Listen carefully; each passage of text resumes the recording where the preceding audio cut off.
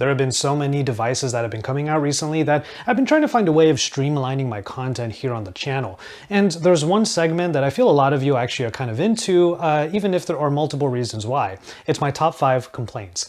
So I was thinking maybe on this channel where I'm just trying to share my journey in tech and just sort of talk about tech as it comes to me, I will share my perspectives, but it might not be a traditional review like you have seen me do in my career in the past. After all, you could easily go over to Pocket now, and I do have a more traditional long-form review of the Poco F2 Pro. But in this video, I'm just going to go ahead and tell you what my top 5 complaints and takeaways are regarding this sub €500 phone. This is Joshua Vergara. What's going on, everybody? Here are my top 5 complaints and takeaways with the Poco F2 Pro. Alright, so we're actually going to start with the takeaway here, and for the most part this is supposed to be a positive spin to the various complaints you might hear me talk about. One of the main takeaways I have is that pop-up cameras aren't extinct. And thank goodness, we have phones now that have a full screen experience. There are no notches, no cutouts, and this harkens back to a trend that I loved in 2019. Basically, phones were getting weirder and we were getting more excited for phones because these design elements really gave us something to be excited about. There are LEDs that are built into the actual module that will light up in a few different colors that you can customize inside of the MIUI settings. There's also a sound that could happen, like a mechanical sound or some sort of other sound effect. I just turned those off after all. It might be a little bit weird to hear that sound every time I'm doing something like a face unlock. Unfortunately, the display does have a couple of things I could complain about. This being a Super AMOLED display is really awesome for color output and for saturation. Also, there is a really nice always-on display here, but it is a full HD plus panel at 60 Hz refresh rate. Now, there are some people in my unboxing video that kind of complained about this, and I kind of agree with them. I have been spoiled as a reviewer checking out these 90 Hz refresh rate screens, and we've had Quad HD for quite a while. There are even some 4K displays out there, but above all else, high refresh rates do make me feel like smartphones are really hitting that futuristic level.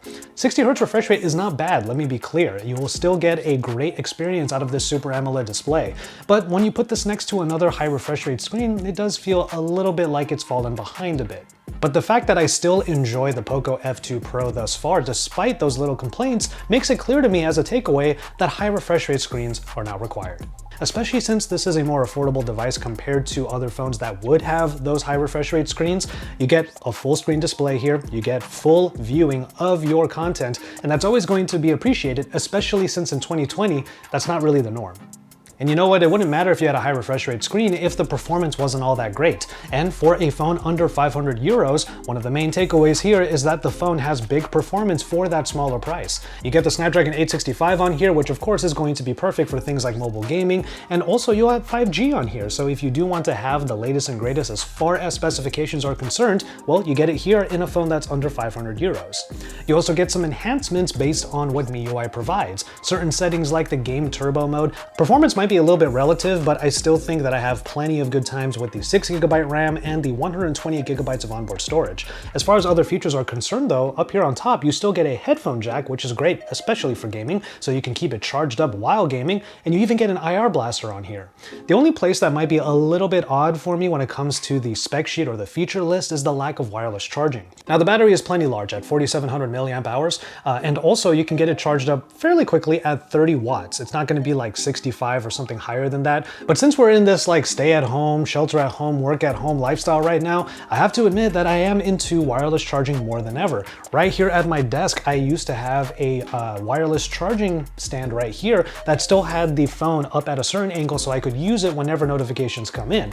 I actually love using phones with that stand while I'm working on scripts like the one you're hearing right now. This phone, unfortunately, doesn't fit in that category. Let's go back to the software for my next complaint, however, and it's that this might not be the UI for everyone. MIUI used to be just an Android ROM, and it had a lot of features back then that stock Android took a long time to finally implement. Now we have like a lot of features in Android in general, and MIUI is still trying to bring more stuff to the table. Little things like the theme engine, so you can really customize it to your heart's content. This little quick ball right here that would have the same buttons if I still had the navigation bar at the bottom, but of course now now I'm used to full screen gestures, a lot of the times you just use Android the way that anyone would use Android. And then anything that is added on top of that just collects dust. You get a bunch of Me apps, and for some reason this version of the Poco F2 Pro came with a bunch of games that I've actually never heard of, and they were pre-installed and I never played them. But one prime example of me having to minimize it a little bit is here in the app drawer. There used to be categories up top and a whole section that was trying to suggest which apps I might want to run because I ran them a lot already. For the most part, I turned all of those off. I love having an app drawer no matter what, so it's great that it's here, but I just want it to be in alphabetical order so I know exactly where to go when I need to get it. And you know what? I'm sure people are really familiar with the idea that MIUI does have quite a few ads across its interface. There are places where I see that which are kind of odd, like an ad for another app when you're installing an app.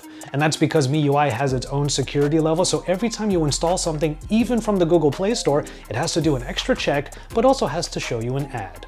Ultimately, what I'm trying to say here is that MIUI might have a few too many things it's trying to push out there, but in the end, that's exactly what MIUI did back in the day, and now we have certain features in Android, stock Android, that most of us can't live without.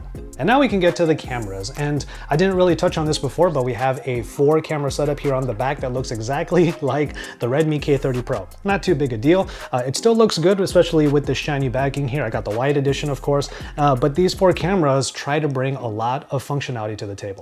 It's not all amazing, however. I mean, we're looking at a combination of lenses here that include a 64 megapixel high-powered lens, and then all of the other lenses tend to taper off in terms of that power. 64 megapixels on the main, 13 megapixels on the ultra-wide. You get a 5 megapixel macro lens and then a 2 megapixel depth sensor.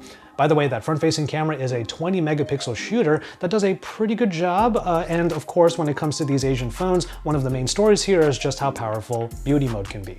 And even though I sing the praises of having a pop-up camera, unfortunately, that pop-up camera doesn't do 4K video recording, which I think would be great, especially in this era right now where we're all at home and probably shooting on platforms like Instagram and TikTok. But as far as the main cameras are concerned, you do get quite a few features that at first felt like would only appear on very expensive flagship phones. 8K recording, for example. But ultimately, they're hard to edit, and it's really hard for you to upload those to places like Instagram where it's just going to downsize it anyway.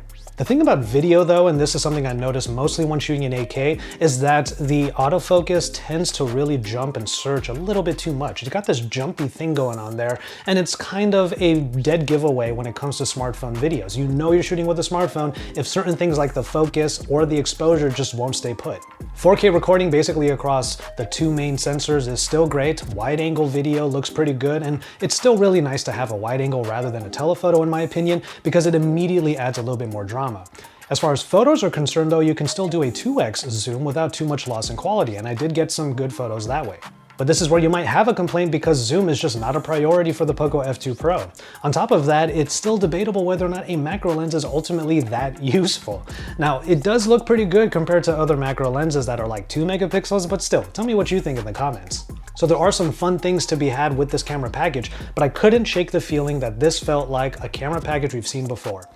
Now, hear me out here. Back in 2019, the 48 megapixel Sony IMX sensors were starting to pop up in a bunch of different phones. It was almost as if every phone manufacturer was able to just lean on that sensor, which was becoming widely available, so that they could automatically have a good, decent camera. This year, it's the 64 megapixel sensor. Same idea, same template, being found in a lot of different phones. The Poco F2 Pro is no exception. If I were to look at it negatively, it does seem like some of these brands are just taking this template, kind of a cookie cutter thing, and they're just putting their brand on the back. But I choose to look at it a little bit more positively because you know what? These cameras are actually pretty good. The people out there who want to get a phone at around 500 euros, $500 and less do want to have a good camera experience for their everyday experiences, and that does not include the heavy creator lifestyle. But that does bring me to my final complaint, and it's the fact that phones like this are still not available in many places. Now, Poco, in putting their brand on a phone that is basically the Redmi K30 Pro, might be a little bit weird to some of you, but it means that Poco is able to take this phone and put it in markets where Redmi is unable to. I find that to be a pretty cool thing, but it's not available here in the US. Many different Western countries are not going to get their hands on this. And you know what? Here in the US in particular, unfortunately, we don't have many phones at all that are under that $500 price point and provide provide really good experiences. That might change over the next couple of months, especially since the iPhone SE came out, and there was also the Pixel 4a, which hopefully is going to come out sooner rather than later. It's been delayed all to hell by now. But you know what? The Poco, unfortunately, won't be part of that bunch. Yeah, we're not there yet. We don't have phones like this available in more places so that people don't have to keep searching for these flagships to finally come down in price. You can get a flagship style experience by paying about half the price of actual current flagships. That's what I take away from phones like the Poco F2 Pro, and that's what I took away from the Poco Phone F1. What I really loved about these phones is that, especially for the general user, power is at an all-time high and you get a good camera in general. So it's proving that this package is viable. It's just not available everywhere yet. But you know what? I will celebrate the fact that the Poco F2 Pro actually made it, and I do enjoy what I'm seeing so far. Hopefully, we get to see more of it in the future.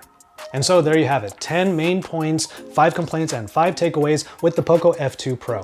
I actually really enjoy this device, especially for things like gaming and general everyday usage. This proves that you can get that experience without having to pay an arm and a leg. The camera may not be perfect, but most of you out there will probably still be able to enjoy it. So let me know if you have any extra thoughts that you want to share in the comment sections down below. Feel free to have discussions down there. I will try to be there over the next day or so that we can talk about this particular device. Let me know what you think, and at the very least, drop some likes on this video. If you're new here, thank you so much for watching, and consider sticking around by hitting that subscribe button and also hitting the bell on the side. From there, I'm going to go ahead and call it on this one. Thank you so much for watching. Stay tuned for even more here on my channel, and until my next video, I will just remind you to enjoy your tea, everybody.